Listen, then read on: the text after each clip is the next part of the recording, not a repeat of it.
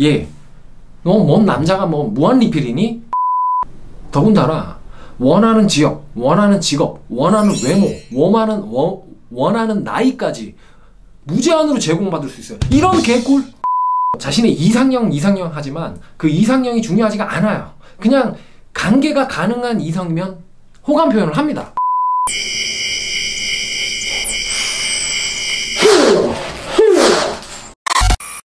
여기 한 야구 선수가 있습니다.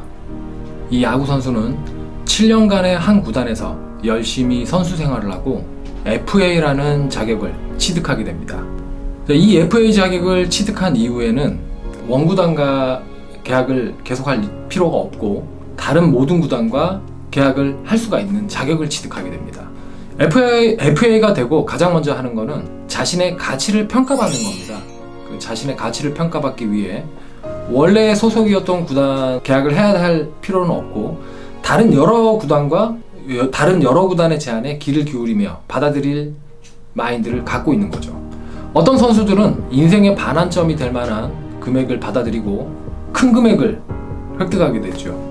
그리고 어떤 선수들은 현실에 좌절하여 원구단과 재계약을 하거나 은퇴를 결정하게 됩니다. 여기 어떤 남자와의 수년간의 아름다운 사랑을 하고 헤어진 어느 여성이 있습니다. 수년간의 한 남자와 아름다운 사랑을 하고 성격 차이로 혹은 뭐 여러가지 이유로 헤어졌는데요. 이 여자가 가장 먼저 하는 건 무엇일까요? 잠깐 동안의 슬픔 이후에 가장 먼저 하는 바로 FA 선수가 된 것처럼 자신의 가치를 평가받는 겁니다. 바로 주변 사람들에게 가장 쉬운 거에 뭐냐면 주변 사람들에게 자신이 솔로가 됐다는 것을 알리기 시작하죠. 주변의 지인들에게 남자 소개시켜줘를 무의식적으로 뿌리게 되고 자신의 인스타그램, SNS에 솔로라는 거를 냄새를 아주 뿌립니다. 해시태그 샵 솔로 예찬 샵 커플 지옥 뭐 들어와 이 말이죠. 그러면서 주변에서 소개도 받고 SNS를 통해서 이성도 만나면서 뭐 여러가지 이제 뭐 동호회 같은 데도 다니면서 이성을 만나게 됩니다. 거기서 이성을 만나서 뭐 마음에 드는 분 만나고 잘 맞으면 다행인데 그렇지 않고 좀 뭐 흐지부지해지고 원하는 이성을 만나지 않았을 경우에는 그 다음 단계로 이어집니다. 더 이상 뭐 주위 분들한테 소개를 받기도 그렇고 뭐 아는 사람을 거쳐서 누군가를 만나기도 힘든 상황에서 할 수 있는 거는 바로 나이트나 클럽이죠. 이제는 직접 나이트나 클럽을 가서 이성을 찾기 시작합니다. 이런저런 남자들을 만나보지만 아무래도 만나는 장소가 장소다 보니 진지한 만남이 이루어지지 않고 조금 가벼운 만남들이 대부분이겠죠. 그러다 보니까 예전에 사귀었던 건실하고 성실한 직장을 가진 전 남자친구가 또 오히려 더 그리워져요. 이제는 나이트나 클럽도 회의적이고 다시 주변에 소개팅을 받을까도 해봅니다. 하지만 주위에서 돌아온 얘기는 얘, 너 뭔 남자가 뭐 무한리필이니?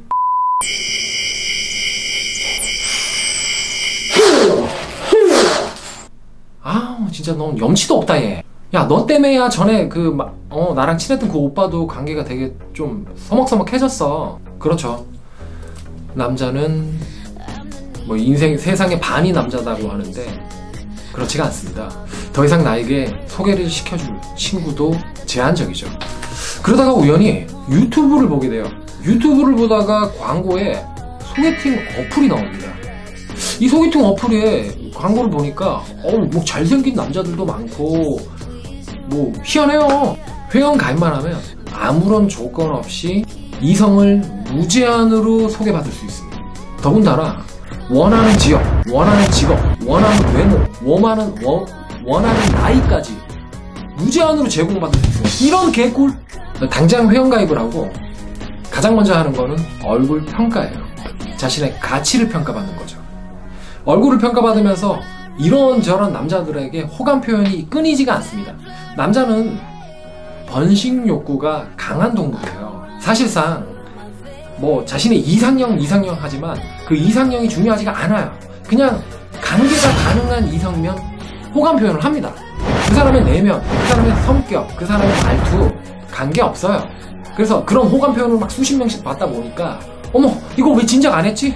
이런 개구를 좋죠. 기분 좋습니다. 그렇게 낯선 이성을 만나게 되죠. 만나서 대화를 해보고 3번, 4번 진지하게 만나서 그 사람에 대해서 알아가는 게 아니라 그냥 그 사람하고 만나면서도 자기의 호주머니에 있는 핸드폰에는 계속 옵니다. 호감 표현이 수십 개씩. 저 잠시만 화장실 좀 다녀오겠습니다. 화장실 가서 계속 보는 거예요. 어우 이 새끼 괜찮네. 어우 이 새끼 뭐 왔고 괜찮네. 뭐 안 봐. 이 새끼 삼성? 어우 직업도 빵빵하네. 이 새끼 차. 어우 세이브 킵.